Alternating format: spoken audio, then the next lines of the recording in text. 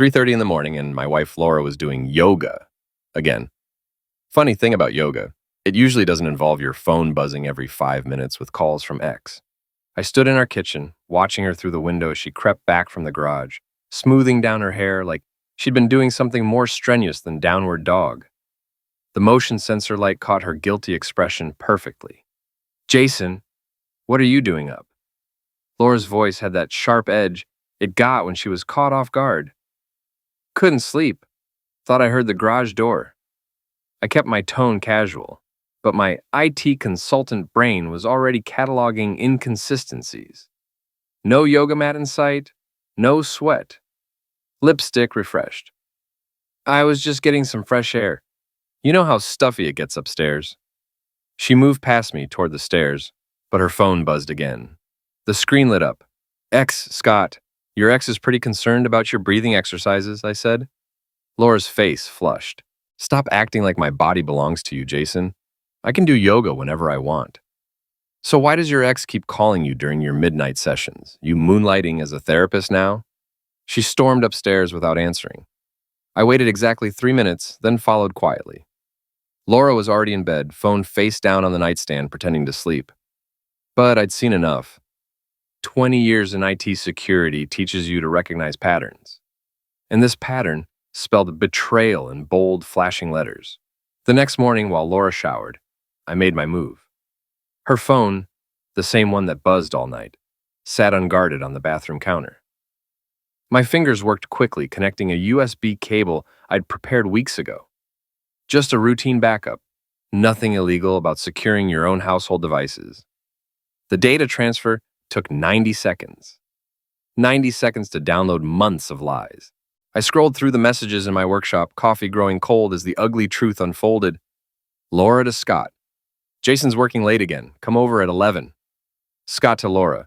"Your husband's so clueless. Does he really not know?" Laura to group chat with Tara and Aaron.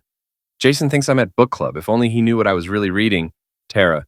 "Girl, you're playing with fire. What if he finds out?" Laura. "Jason, please. He's too busy with his computers to notice anything." The messages went back 6 months. 6 months of book clubs and yoga sessions and girls' nights. 6 months of my wife and her friends laughing at the stupid husband who worked 60-hour weeks to pay for their lifestyle. Turns out, the only thing flexible about Laura's yoga was her definition of marriage. I sat back in my workshop chair staring at the evidence. Most men would confront their wives immediately. Scream, cry, throw things. Demand explanations and apologies. But I'm not most men. 22 years in the Army taught me patience. 2 decades in cybersecurity taught me that information is power. And 38 years of life taught me that revenge is a dish best served with a side of public humiliation. I opened my laptop and placed an order. 2 custom body pillows, life-sized. One printed with my face, one with Scott's. Express delivery to Laura's office. The note would read, "You always dreamed of having both of us. Enjoy. Let the games begin." My old Army buddy Nate showed up Tuesday morning with coffee and a crap-eating grin. "So what's this emergency consultation you need? Someone hacking your Netflix account?" "Something like that." I handed him Laura's printed message history. "My wife's been doing some unauthorized network sharing." Nate's expression shifted as he read. 20 years of friendship meant he knew exactly what this meant to me. "Jesus, Jason, I'm sorry, man. What do you want to do about it?" "Information warfare. I need to know everything about Scott Williams, where he works, where he lives, his routines, everything." "You thinking about paying him a visit?" "Nothing illegal. Just want to understand my opponent." I pulled up Scott's LinkedIn profile. Digital marketing consultant. Lives downtown in one of those converted warehouse lofts. Drives a red Tesla Model 3. Nate studied the photo. "Looks like the kind of guy who uses hair product and calls it styling paste. Want me to do some recon?" "Already handled, but I could use backup for phase 2. That afternoon, I installed a security camera in my own garage, perfectly legal. My property, my right to monitor it. The camera had night vision and motion activation. If Laura was bringing her boyfriend to my house, I wanted documentation. I didn't have to wait long.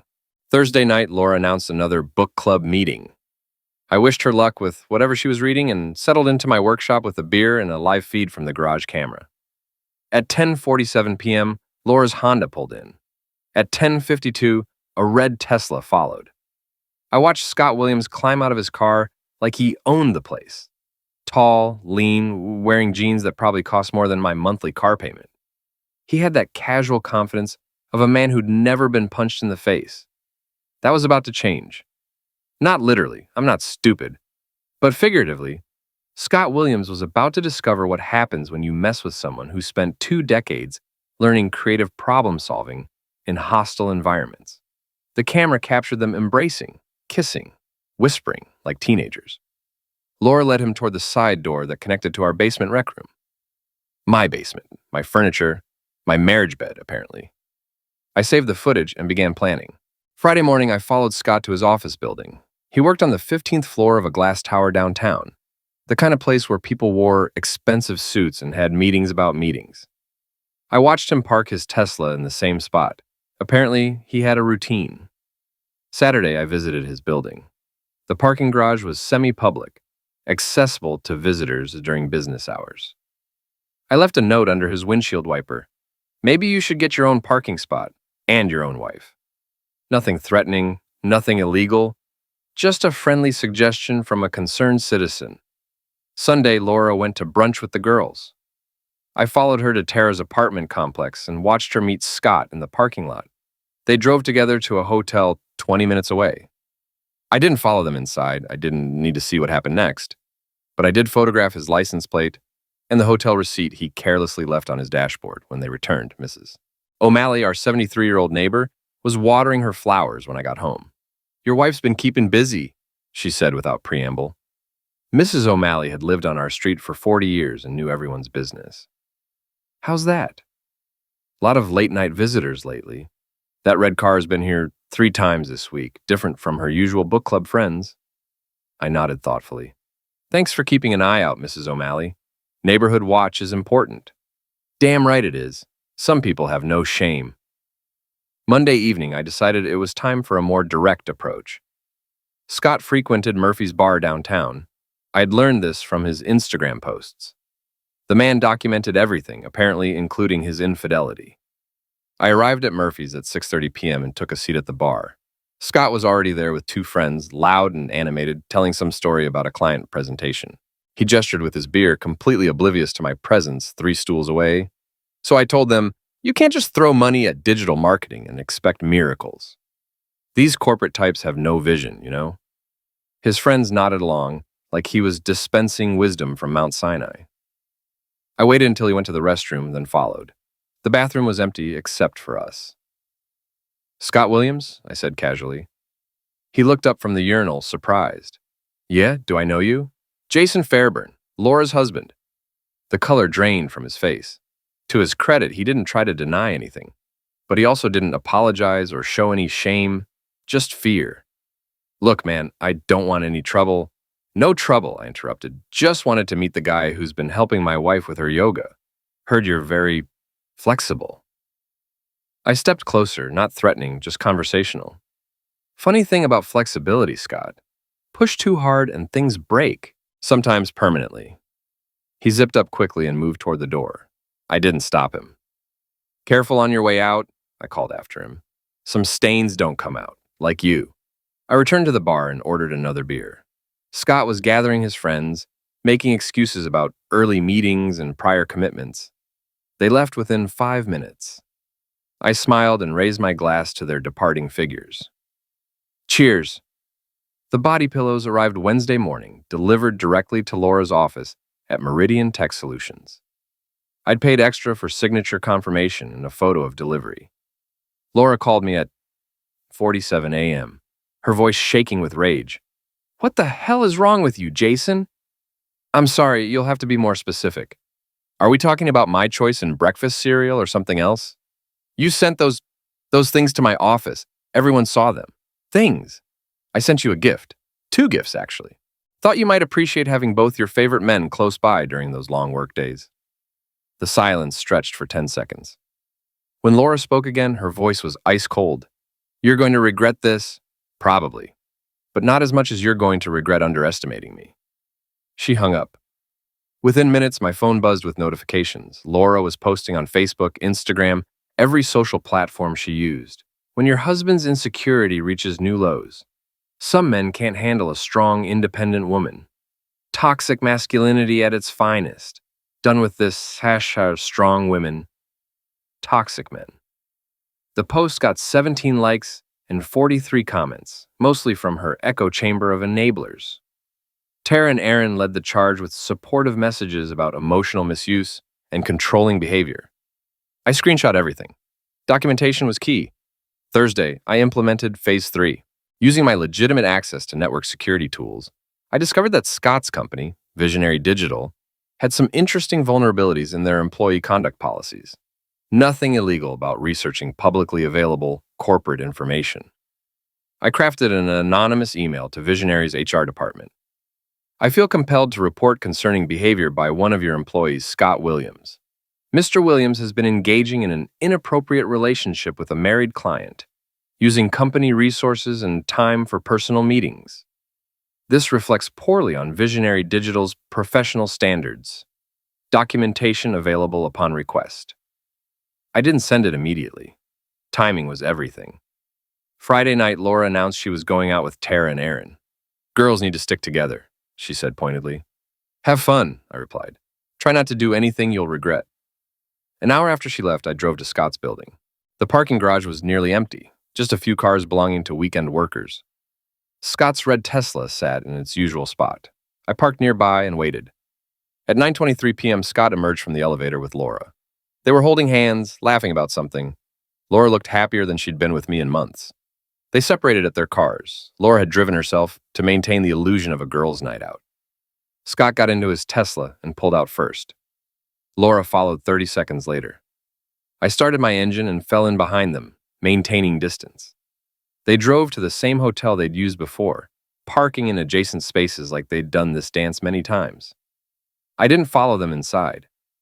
Instead, I parked across the street and sent the anonymous email to Visionary Digital's HR department. Then I waited. At 11:15 p.m., they emerged from the hotel. Scott walked Laura to her car, kissed her goodnight, and headed toward his Tesla. I started my engine and pulled out behind him. Scott drove carefully, probably still buzzed from whatever they'd been drinking. I stayed 3 car lengths back, just another set of headlights in his rearview mirror. When he turned onto the highway on-ramp, I accelerated and moved into the lane beside him. At 65 miles per hour, I paced him for exactly 1 mile, letting him see my face in his peripheral vision. Recognition dawned slowly. Scott's head turned, his eyes widened, and his Tesla swerved slightly toward the shoulder. I rolled down my passenger window and called out, "You keep running into other people's wives, you're bound to get hit. Maybe next time you won't see it coming." Scott floored the accelerator, his Tesla shooting ahead like a red bullet. I let him run. No point in a high-speed chase. I had made my point. Besides, I had bigger plans brewing. Saturday morning brought the first real consequence. Laura's phone rang at 8:30 a.m. I was making coffee when she answered. "Hello? Yes, this is Laura Staples." "What?" "No, I don't understand. Can you repeat that?"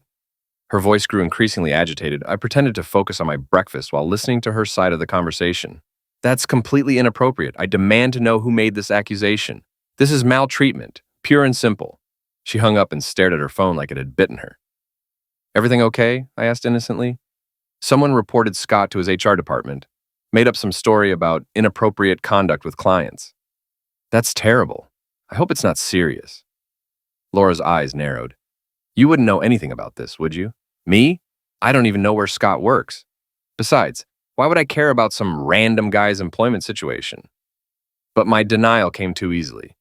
And Laura was smarter than I'd given her credit for. She knew. Maybe she couldn't prove it, but she knew. The war was officially declared. Laura's counterattack came Monday morning. I arrived at my office to find an email from building security. Someone had filed a complaint about threatening behavior in the parking garage. The complaint was anonymous, but security footage would be reviewed. I wasn't worried. I'd been careful to avoid any actual threats or illegal behavior. But Laura was escalating, which meant I needed to escalate too. I called Nate. "Time for Phase 4, I told him. "I need backup for a public demonstration." "What kind of demonstration?" "The kind that involves those body pillows and a very crowded lunch hour." Nate laughed. "You magnificent fool. I'm in." Tuesday, I took a long lunch break and drove to Meridian Tech Solutions. Laura's office building had a large atrium with a cafe, always packed during lunch hour. Perfect for what I had in mind. I parked in the visitor section and called Laura's direct line. Jason, what do you want? Just wanted to let you know I'm in the neighborhood. Thought I'd drop by and see your office. Maybe meet some of your coworkers. Don't you dare come up here. Why not? I'm your husband. Surely your colleagues would love to meet me. I could hear the panic in her voice. Jason, I'm warning you. See you in 5 minutes. I hung up and grabbed the 2 body pillows from my back seat. They were professionally made, life-sized, with high-resolution photos printed on soft fabric. One showed my face with a sardonic smile. The other showed Scott's face, which I'd cropped from his LinkedIn profile. The atrium was packed with office workers, grabbing lunch and coffee. I walked through the crowd carrying both pillows, drawing stares and whispered comments. Laura appeared at the top of the escalator, her face flushed with embarrassment and rage. She hurried down, trying to intercept me before I reached the elevator bank. Jason, stop this right now. Stop what? I'm just delivering a gift to my loving wife. A small crowd had gathered, phones coming out to record the scene. In the age of social media, public drama was entertainment. You're making a scene, Laura hissed. I'm making a point. I held up both pillows so everyone could see them clearly. Ladies and gentlemen, I'd like you to meet my wife Laura and her 2 favorite men. Laura's coworkers had emerged from the elevators, drawn by the commotion. I recognized Tara and Aaron from Laura's Facebook photos. They looked mortified. This is maltreatment, Laura said loudly, playing to the crowd. My husband is having a mental breakdown. Mental breakdown? I laughed. Laura, I've never been more clear-headed in my life. In fact, I've been doing some reading lately.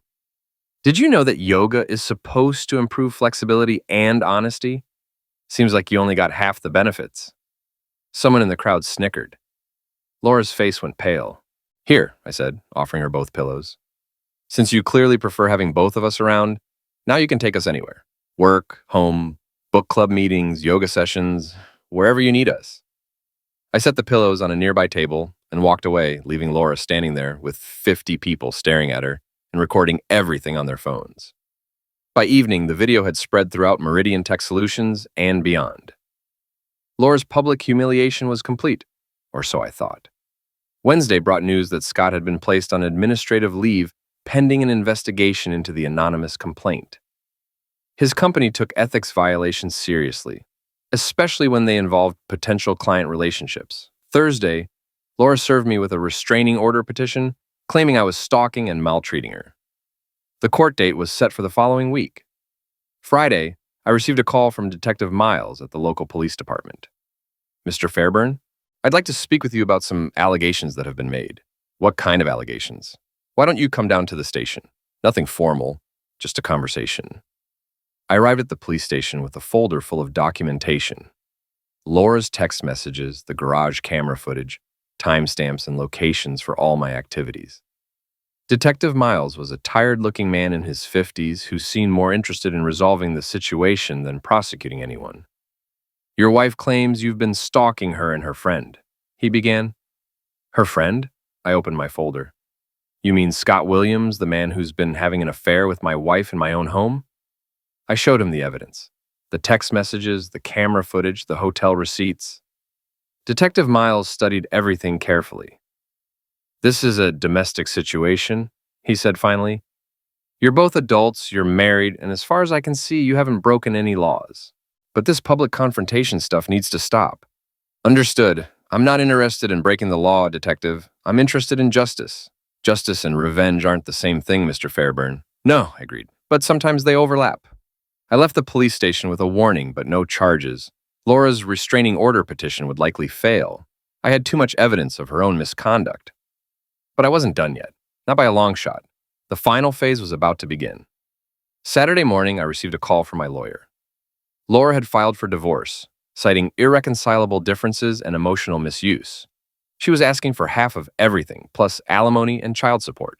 She's also claiming you've been threatening her and her associates, my lawyer said. Says you've been stalking them, interfering with their employment, and causing emotional distress. I have documentation that disputes those claims. Good. because her lawyer is pushing for an emergency hearing. They want a temporary restraining order and immediate separation of assets. I hung up and called Nate. Time for the final phase. Are you ready? Born ready. What do you need? Remember that audio recording equipment you used for surveillance work? I need to borrow it. Jason, be careful. Recording people without consent can be tricky legally. Don't worry. I know exactly what I'm doing. Sunday evening, I implemented the trap. Using a prepaid phone, I sent Scott a text message. Laura's husband knows everything. Meet me at Murphy's bar at 9 p.m. We need to talk. I arrived at Murphy's at 8:45 p.m. and took a table in the back corner.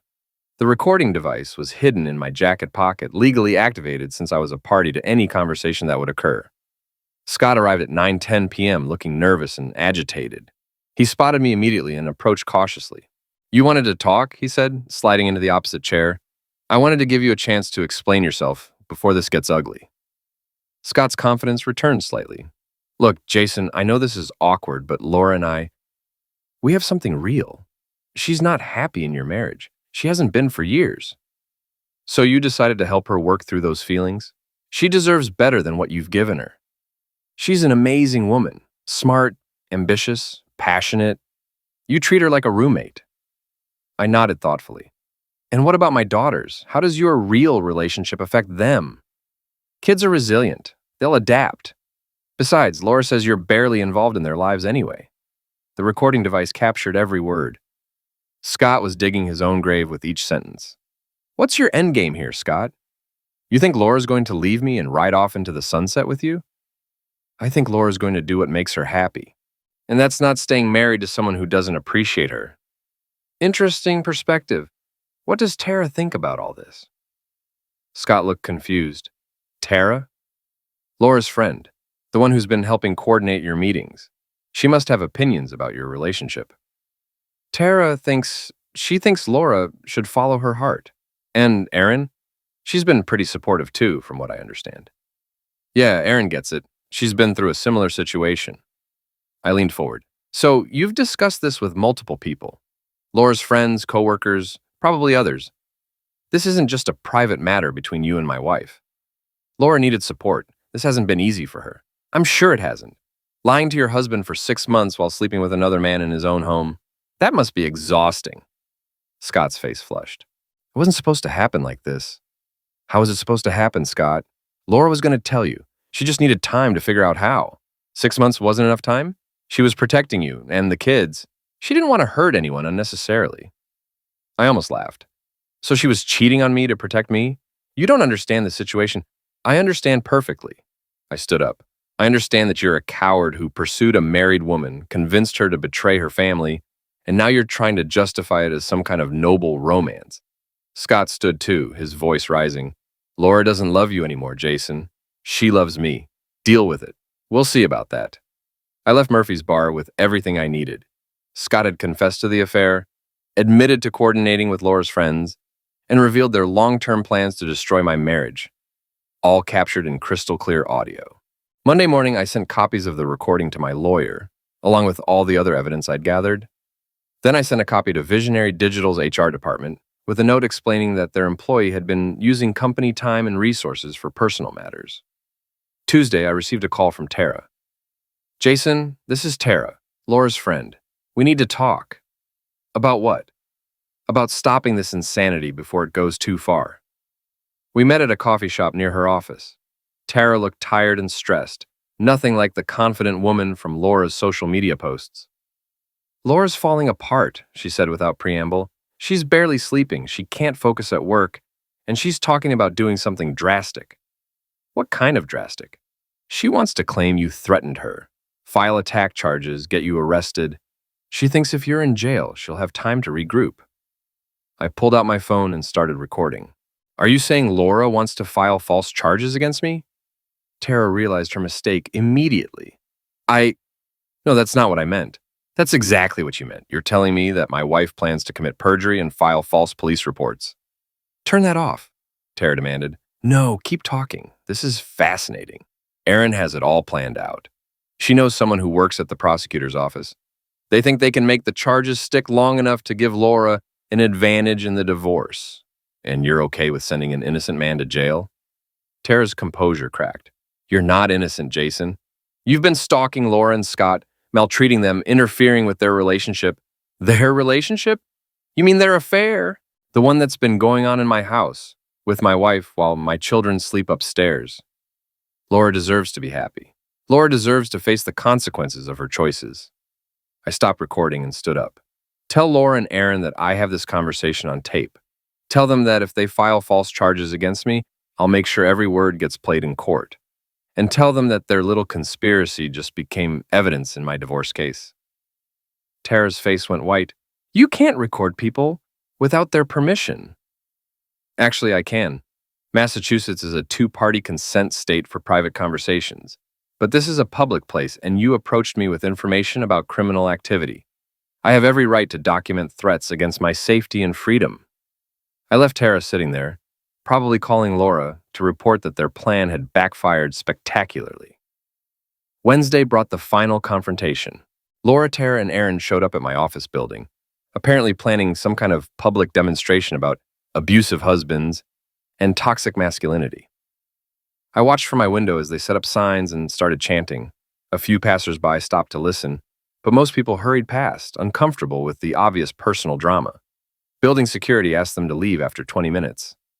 As they packed up their signs, Laura looked up at my window. Even from 5 floors away, I could see the hatred in her eyes. My phone buzzed with a text from Laura. This isn't over. I texted back. Yes, it is. Thursday, Scott was officially terminated from Visionary Digital for violating company ethics policies. The same day, Laura received notice that I was countersuing for divorce on grounds of infidelity, with full documentation of her affair and the conspiracy to file false charges. Friday, I picked up my daughters from school and took them to dinner. Beth and Janie knew something was wrong between their parents, but I'd been careful to shield them from the ugliest details. Dad, are you and Mom getting divorced? Beth asked over pizza. Yes, sweetheart, but that doesn't change how much we both love you. Is it because of that man who comes to the house? Janie asked. My heart broke a little. You knew about that? We heard Mom talking to him on the phone. She said not to tell you. I hugged both my daughters and promised them that whatever happened between their parents, they would always be loved and protected. Saturday morning, I received the final piece of evidence I needed. Mrs. O'Malley knocked on my door with a manila envelope. Thought you might want these, she said. I've been keeping track of all the comings and goings, dates, times, license plates. Figured someone should document what was happening. Inside the envelope were detailed logs going back 8 months, photographs of Scott's car in my driveway, and even receipts from the hotel where Laura and Scott had been meeting. Why? I asked. Mrs. O'Malley smiled grimly. Because 40 years ago, my husband did the same thing to me, and back then, women like me didn't have any recourse. But times have changed. Now cheaters face consequences. Sunday, I compiled everything into a comprehensive file. Text messages, audio recordings, video footage, photographs, witness statements, and timeline documentation. The evidence was overwhelming and legally bulletproof. Laura's affair was documented from multiple angles. Scott's confession was recorded. Tara's admission of conspiracy was captured on audio. Aaron's involvement was established through message logs. I had won. Completely, totally, and permanently. Monday morning, I delivered copies of the complete file to my lawyer, Laura's lawyer, and the court handling our divorce case. I also sent copies to Meridian Tech Solutions, HOR department, and to the local newspaper's investigative reporter, who specialized in exposing public corruption and fraud. By noon, Laura had been placed on administrative leave pending an internal investigation.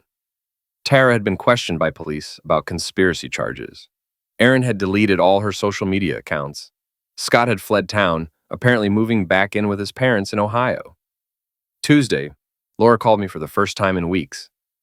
You've destroyed everything, she said, her voice hollow. No, Laura, you destroyed everything. I just documented it. My career's over. My friends won't speak to me. I have nowhere to go. You should have thought about that before you decided to cheat on your husband and conspire to frame him for crimes he didn't commit. I never meant for it to go this far. Yes, you did. You meant for it to go exactly this far. You just thought you were going to win.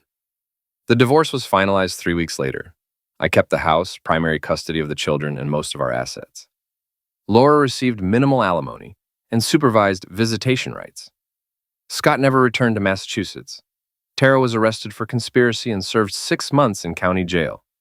Erin moved to California, apparently to start over where nobody knew her story. Laura found a small apartment across town and a part-time job at a call center. The ambitious HR director who'd once mocked her clueless husband was gone, replaced by a broken woman who'd learned the hard way that actions have consequences. 6 months after the divorce, I ran into Laura at the grocery store. She looked tired and older, wearing clothes I didn't recognize and pushing a cart full of generic brands. "Hello, Jason," she said quietly. "Laura." We stood there for a moment, two people who'd once promised to love each other forever, now strangers bound only by shared children and bitter memories. "Do you ever regret it?" she asked. "What you did to me?" I considered the question seriously. "Do you ever regret what you did to us?" She didn't answer. "I regret that it came to this," I said finally. "I regret that you made choices that forced me to choose between being a sufferer and being a survivor. But I don't regret surviving." Laura nodded and walked away, disappearing into the maze of grocery aisles like a ghost from someone else's life. I finished my shopping and drove home to my daughters, who were waiting for me to help with homework and make dinner. Beth had a science project due Monday. Janie wanted to practice piano. Normal life, honest life, the life I'd fought to protect and preserve. That evening, as I tucked Janie into bed, she asked, "Dad, are you happy now?" "Yes, sweetheart, I'm happy." "Good. You deserve to be happy." Out of the mouths of babes. I turned off her light and walked downstairs to my workshop, where I keep the framed photo from the day Laura received those body pillows at her office. Someone had captured the perfect moment, her face frozen in shock and humiliation, surrounded by coworkers and strangers, holding two pillows that represented everything she'd lost. You always wanted both of us, I thought. Now you've got neither. Sometimes revenge isn't just a dish best served cold. Sometimes it's best delivered with a pillow and a punchline.